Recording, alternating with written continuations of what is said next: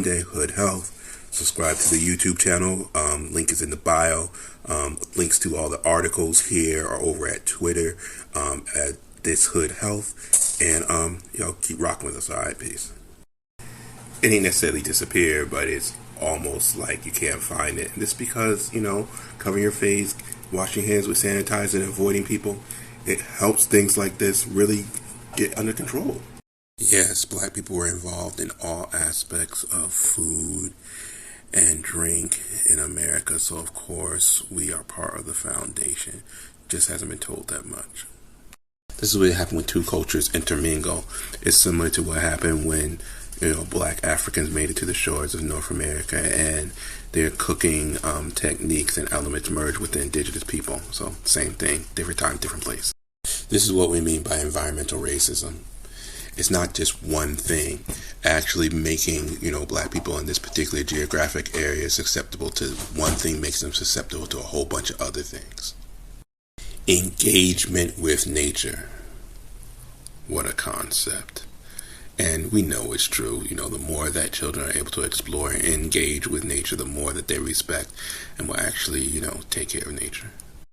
This photography series is heavy and serious and needed because it lets you know that even when placed in the concrete jungle, black people always were kind of carve out green spaces for themselves, no matter what the time or place. And yet another cookbook that I'll have to get. He drops the science in the article in terms of how the food on Hawaii was sustainable before the invasion, of the Europeans. So it's a heavy book, so I need to get it. Black indigenous people of color, our traditions, our wellness traditions, pretty much have been shitted on and then appropriated and repackaged back to us. So this is important for us to really, really take hold of this narrative.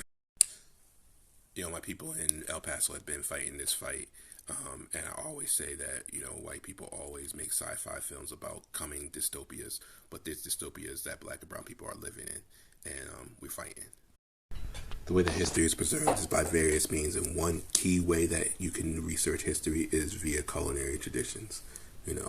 Something so simple as this kind of spice mixture.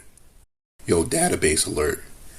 This database is ridiculous. Mad cookbooks that you can connect the traditions of West African cooking to African American cooking.